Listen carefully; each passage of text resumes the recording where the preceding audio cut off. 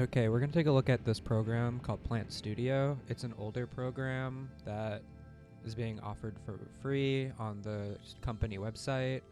I found this on Twitter or some Discord server as a recommendation for making low poly plant models that you can easily use as ground cover with the particle system. These things aren't highly detailed, but it's really good if you want like to dial in some custom foliage or ground cover, grass, plants, all that sort of thing. So here we are in Plant Studio, and first thing is we can create a new plant. The plant making wizard kind of walks us through all the steps, survey style. Super straightforward, super easy. I'm just going to breeze past all of these because, this is something that takes a bit of experimentation, and like I said, it's pretty straightforward. One important thing to note is that the 3D objects here give you an indication of what the topology will look like, which, depending on your use case and the amount of tries here, might be worth paying attention to.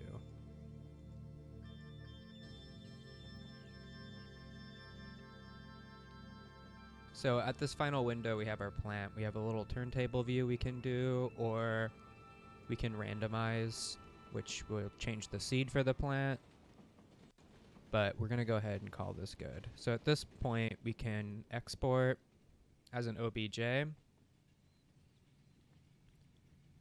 And with these settings taken into account, we can save it out and bring it into Blender. I've already done that, so I'm just going to X out. Another good use of this tool is on that website again is offered a bunch of sample packs. We can always just pop one of those open.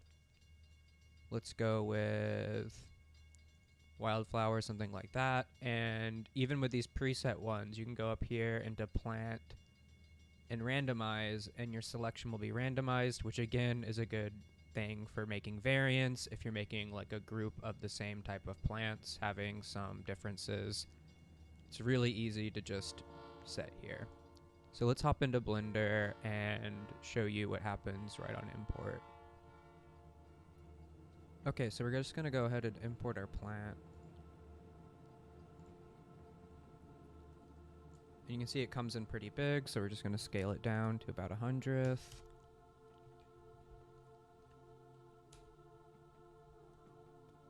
That looks good to me. And as you can see, the normals are pretty screwed up. So if we tab into edit mode, select all the verts first, merge by distance, you'll see we'll get rid of a lot of duplicate and empty verts that just kind of get lost in the import process. The next thing we're going to do is recalculate the outside of the normals, and I think take a look at the materials next. You'll see that each section of the plant is associated with a different material. A lot of these materials are superfluous, but this can be a good way of like navigating through our mesh. So I'm going to go into face mode, and first off select this plane at the bottom. We don't need this, so I'll go ahead and delete it.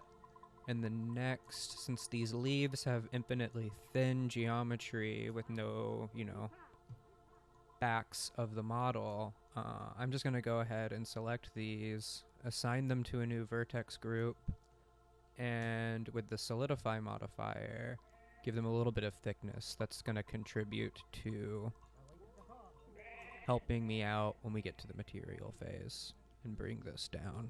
This is quite large right now.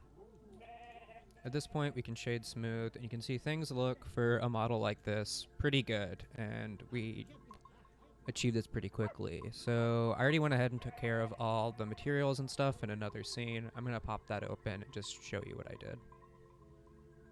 Okay, so here we are. You can see we have our custom plant here. I simplified things down to we just have like a stem material, a leaf material, and a material for the fruits. Both the stem and the leaf are really simple.